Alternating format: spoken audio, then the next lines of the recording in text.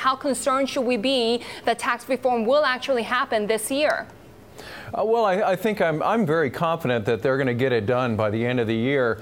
Look, the basic structure of this plan was set by the principals a few weeks ago in what they called the framework for tax reform.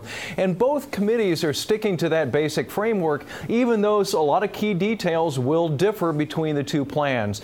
But I do think that the basic structures are there so that when they have to compromise, they can get it done very quickly and produce a bill that it can get to the president by the end of the year. Scott, help us understand how that marriage is going to happen. Who's going to be engineering the mingling of these two pieces of legislation here over these next few weeks, if indeed that happens?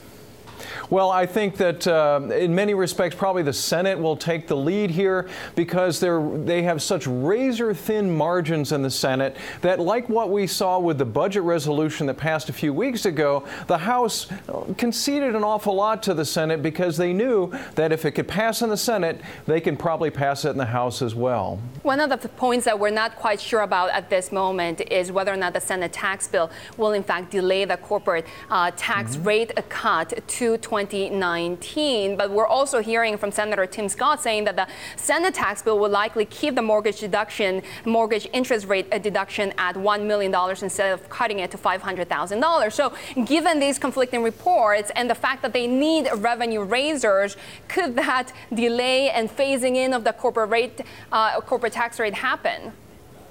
Well, we'll just have to see. Each of these committees is having to make some big decisions, given both the budgetary constraints and the political constraints within each of the two bodies. And they do have very, very different political constraints and considerations.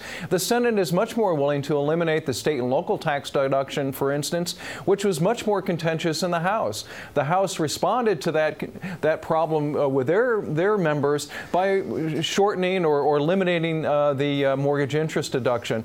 The Senate may not have such constraints, so we'll have to see how each of them navigate those very tough decisions as we get to crunch time.